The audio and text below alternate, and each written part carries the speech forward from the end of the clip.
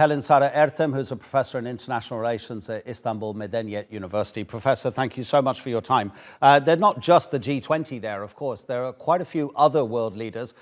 Macky Sall is there, for example, the president of Senegal. They've been invited. Which are the most important meetings that Recep Erdogan is going to have? Of course, Joe Biden maybe have been his main aim to meet the leader of the United States. But what else will he be looking to achieve, Erdogan? Well, there are global problems of the world, and as you have already mentioned, we are talking about food security, we are talking about energy security, so the globe has already got so many problems to talk about. And we are mentioning about G20 countries who are relatively capable of at least managing or giving a route to the destiny of the world. For that reason, for Turkey as well, I think it's still important to play a mediator role regarding the energy and food crisis that is that's being expected, especially for the next months in Europe and elsewhere. For that reason, I think once again, President Erdogan will be underlining Turkey's capacity to play a mediatory role in world affairs, global problems like food and energy security, and at the same time talk about Ukraine crisis future. For that reason, the summit, the small summit, let's say the mini summit between Biden and Erdogan was significant, and it was a positive atmosphere, as we could see. But there are also other problems of the world and Turkey's other expectations from Europe. So meetings with European leaders and meetings with African leaders will be also important in the coming days of the summit, let's say.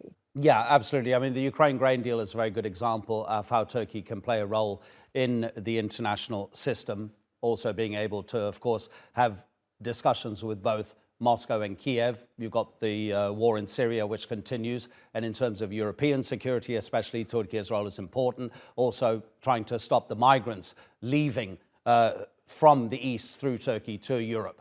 So that's what Turkey can offer to the world. What would Mr. Erdogan be trying to get in return? What does Turkey want from the other countries of the G20? Well, from the very beginning, I think we have somehow, we are in an effort of underlining to the other countries, especially European and Western countries, that Turkey has a significant role in Europe's and in the world's future. From time to time, we have crises with European countries, with the United States, but at the same time, I'm sure that all these countries in the West are aware that Turkey has a lot to do in the future. So I think it's not possible for them to ignore Turkey's role in both Europe's and globe's future. And President Erdogan is in a great effort, at least to express the word that Turkey has lots of things to give, but at the same time, the most important thing that we expect is security.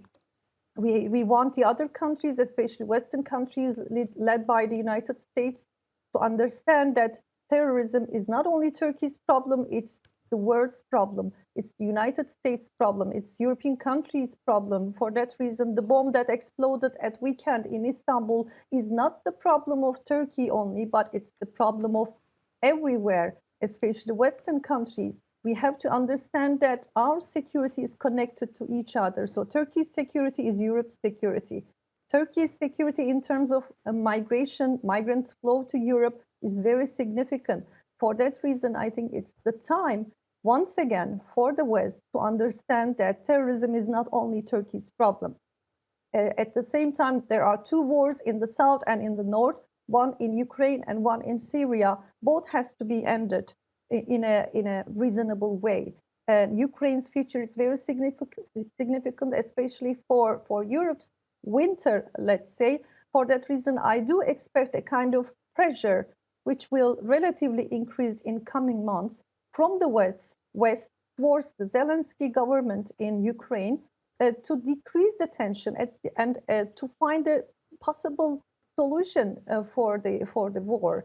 So I'm expecting an increasing pressure, especially from the United States side and from Western powers, to somehow decrease the tension between Ukraine and Russia, because we are talking about a bitter winter for Europe. We are talking about food crisis in Europe and elsewhere, especially in third world countries. So the continuation of the war is not in the interest of anyone. Professor, similarly, the continuation of the war in Syria is also not in the interest of any other country. Professor, excuse my interruption. Helin Sari Ertem, thank you so much indeed. Really appreciate it.